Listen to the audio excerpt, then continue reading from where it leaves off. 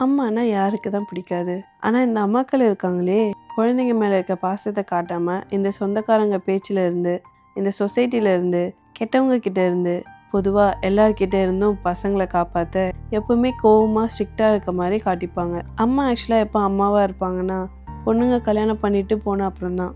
அப்படி தான் என்னோடய டெரர் அம்மா எனக்கு கல்யாணம் ஆனதும் எப்படின்னு தெரியல, எனக்கு பெஸ்ட் ஃப்ரெண்டாக மாறிட்டாங்க. அப்போ தான் தெரிஞ்சது அவங்களுக்கு இருந்த பயம் பாசத்தை காட்ட முடியாமல் நடுவில் பெரிய செவராக நின்றுச்சுன்னு. அதில் அவங்க தப்பும் எதுவும் கிடையாது. அவங்க வளர்ந்த சூழல் அப்படி. அந்த சூழல் நம்மளையும் அப்படியே வளர்க்கணுன்னு அவங்கள தள்ளி விட்டுருச்சு. நான் எப்போ அதை புரிஞ்சுக்கிட்டேன்னா, நான் அம்மா ஆன அப்புறம்தான். அம்மாவாக இருக்கிறது எவ்வளோ கஷ்டம்னு அப்போ தான் புரிஞ்சுது. அவங்க கனவு சந்தோஷம் எல்லாத்தையுமே மறந்துட்டு நமக்காக மட்டும் லைஃப் ஃபுல்லாக ஓடிட்டே இருக்க அம்மாவுக்கு என்ன செஞ்சாலும் ஈடாகாது. அப்படிப்பட்ட என்னோடய ஸ்ட்ராங்கான அம்மாவுக்கு இனிய பிறந்தநாள் வாழ்த்துக்கள். Happy birthday mummy.